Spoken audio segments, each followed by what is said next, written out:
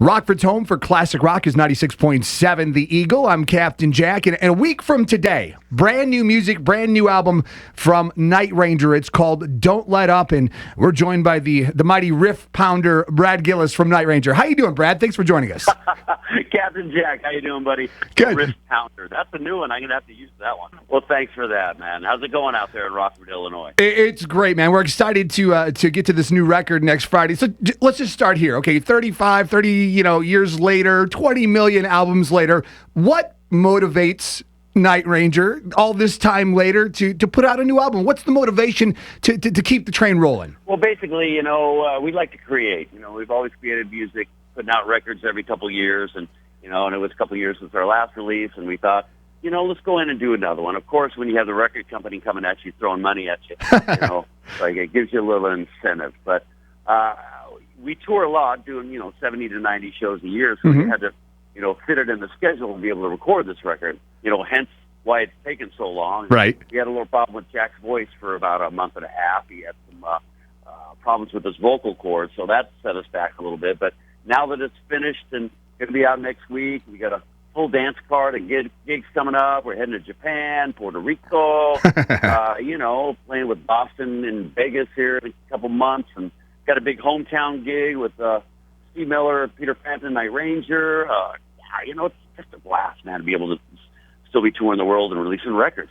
That's awesome. Brad Gillis from Night Ranger is joining us. And talking about that, okay, it's 2017. Obviously, the recording process of a new album, it has to be night and day. So tell me about putting together a new album, not only the writing process, but the actual physical recording of this. How did you guys do this in 2017? Well, you got to remember back in the 80s, you get a record deal, you head down to L.A., right?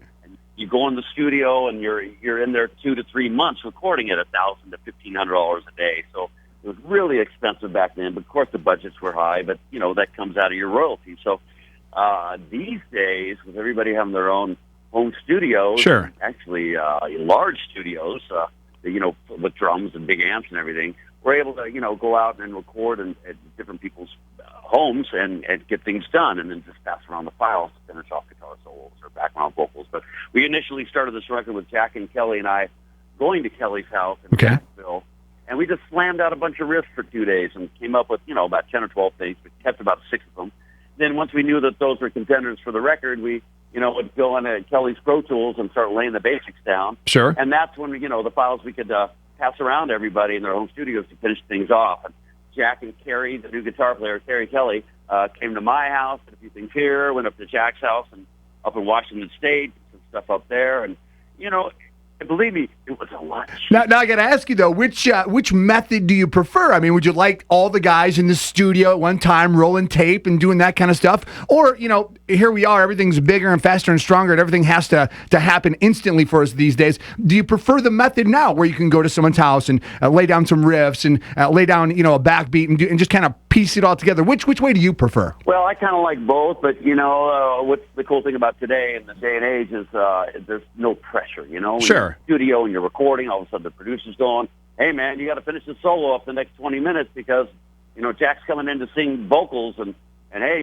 time is money, you're spending money here. It's like we don't have to hear that. Good. And so we had the luxury of time in this record. It's been a year and a half in the making on this because basically we start doing it and then all of a sudden we got to go on the road, then we come back and do a little more, go back out on the road. So we're definitely busy these days. And, we're heading out here in a couple days and got a week run in Florida, and we're just all over the map. So everything's good, and it's just kind of exciting to have a new record coming out next week. Next week is right. March 24th is called Don't Let Up. We're talking with Brad Gillis from Night Ranger. Let's go back in time just a little bit. We talk about the touring. You've got all these shows playing. You guys are going to be up in Waukesha, the Waukesha County Fair. That's coming up. That's close to us, just up the road, July the 22nd. We can get tickets, all the information on our website, 967theeagle.net. So let's talk about the touring for a second because, over the years, it's like, get in the bus and you pound it and you're on the road and it's months at a time or multiple months at a time and you're just out there touring back then, I guess in the 80s compared to touring now. Tell us a little bit about that, the differences there. Well, you got to realize back in the 80s when we released a record and came out from the get-go, we hopped in a bus, we were on the road for about 9 months we'd have a couple days off here or there, but solid 200 shows a year. Yikes. And then when we get off the road, we go right in and record a record for a couple months. So sure. We were busy all year long through 83 up through about 89. But we were young and we were spunky and wanted to get out there and do it, and we did it, and had a blast. But this day and age, no one wants to go on the road for a couple months. Right. On a bus tour with a bunch of dudes. Like, hey, let's do the weekend warrior thing. Sure. Basically, we fly out on Thursday, play Friday, Saturday, Sunday, home on Monday. Everybody goes home and does, other projects, whatever, back out that next weekend. So we kind of been rolling with that for quite a few years and doing well. But we usually gear up in the mid-summer to do about, 2 weeks worth of shows in a row on a little bus tour. But, even after those 2 weeks, it's like, all right, see ya. I'm sick of your face already. I'll see you next weekend. Oh, yeah. That's right. It's funny that you mentioned that because here in Rockford, this is Cheap Trick land. They're all here. This is where Cheap Trick came out. Most of them still live here. Those guys kind of do the similar thing. I was just talking with Rick the other day. They're down in Cancun right now, and it's kind of that same concept where it's like you go do a Friday, a Saturday, and a Sunday, or maybe just like a Friday and Saturday. Boom, then you're back home in your living room, and everything's good. Yes. Rick Nielsen. That's funny. I jammed with Cheap Trick 2 weekends ago. Oh, wow. They came to town here and had this gig going on, this benefit, and I got up and played Surrender with them, so that was a blast. How awesome is that? I realized I've known those guys since the 80s because we toured with them when we came out. So I actually came up to Rockford and went to Rick Nielsen's house, and I think it was 84, and went downstairs, and he had all these great guitars and old Strats and Les Pauls and Flying V's, and I'm looking around going, oh my God, I didn't realize the value of these things. Sure. And today his collection is just stupid huge. Oh, it is. Yeah. I collect guitars. I got 130 myself, and it doesn't compare to his 400 or Wow. 500 that he's got. But wow. We talk shop and talk guitars all the time. But Rick's great, Cheap Trick's great, a great band, fun to jam with them, and we still do shows with them here and there once in a while. We got to get the Brad Gillis Museum up. I mean, Rick had a museum spot here for about a half a year. They basically took all of his stuff out of storage that was just sitting there, and they put it in a museum for people to go see. What do we think about that? The Brad Gillis Guitar Museum. What do you think about that idea? Well, then I couldn't play them. Well, we keep a couple out for you on the road. Well, you know what? I used to have all my guitars in storage. It was about 2 or 3 miles away from my house. Uh-huh. And, paying, $350 a month, to store guitars. I thought, I think I'll just bring them home, put all the cases somewhere, get a bunch of stands and keep them at my house, and I can grab them at will and just jam on them whenever I want. So, I did that about a month and a half ago, and it's just so great to be able to go back and, grab a, Carina Flying V and just slam it through a Marshall amp, or, I got the 52 Gold Top first year that Gibson came out with that model, and that thing, man, what a tone it has.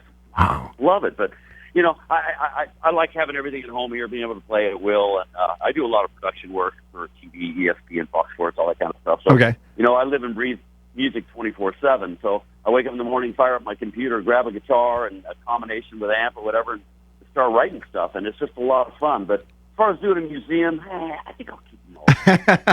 It's funny. It's a guy like yourself that you've played for a handful of years, and just to hear that passion for playing in your voice right there when you were talking about that to me, as a radio person or just as a fan, first off, that to me, to hear the passion in your voice talking about playing guitar, I mean, truly, that's what this is all about. I'll tell you, Captain Jack, it's the coffee. Double T, he is our morning guy here, and he was like, you have to ask him, get a little something about his time with Ozzy Osbourne. He was so excited that I was talking to you, and he's like, just ask him what it was like. What was the Ozzy Osbourne experience like for Brad Gillis? Well, it was the scariest and most exciting time in my life.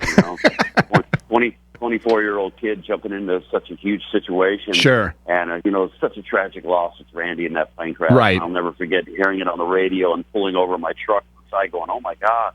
I just saw him 6 months before playing the Day in the Green Outdoor Festival here in Oakland, California. I was blown away by it. But getting the call and just going out to New York and touring a sold-out show every night, and that big, huge castle, and right, man, it was amazing. The coolest time of my life, and I definitely grew 120 25% just by touring, because before that I'd only been with Rubicon with Jack Blades, and did a few shows here and there. But the Aussie experience was wonderful. And, 2 weeks into it, playing the Mid-South Coliseum in Memphis, Tennessee, nationwide broadcast, that was cool for me because everybody at home and all my friends around were able to hear that. It kind of upped my game at the Aussie camp because, you really got to realize when I joined that, kids were like flipping me off. Right, sure, right. Checking me out. It's like, wow, this is tough. And I actually went up to Rudy Sarzo at one point. I said, dude, I don't know if I'm pulling this off, man. He goes, oh, dude, you're doing fine. Don't worry about it. Just hang in there and you'll settle in. And sure enough, after those 2 weeks doing that King Bishop broadcast, I settled in. And then it was starting to be fun, And then we toured all over Europe and Japan and all over the States. And then we went down to Irvine, California, and did that live video that was on MTV, and we made a VHS of it. And so that was great. That turned out good. And another fond memory was going into the Ritz in New York and cutting that the 2 nights recording the Speak of the Devil record. They picked the best material from both shows and put on that. So that was exciting. But then Rudy left to go to Quiet Riot. Right. He got a record deal. We got offered a record deal, and I rolled the dice. I said, you know what? I just had a gut feeling that this is the way to go. And since then, Ozzy's been through 5 guitar players, and here I am, 35 years later with the same band. I think I made the right decision. Yeah, you rolled the dice, and I think it worked out for you. Brad Gillis from Night Ranger joining us. The album's called Don't Let Up. It's out a week from today, March 24th, and we appreciate your time so much. Waukesha County Fair, just up the road here in Wisconsin, on July 22nd, a close date where we can come check you out. Brad Gillis, thank you so much for joining us. You got it, Captain Jack. All right, buddy.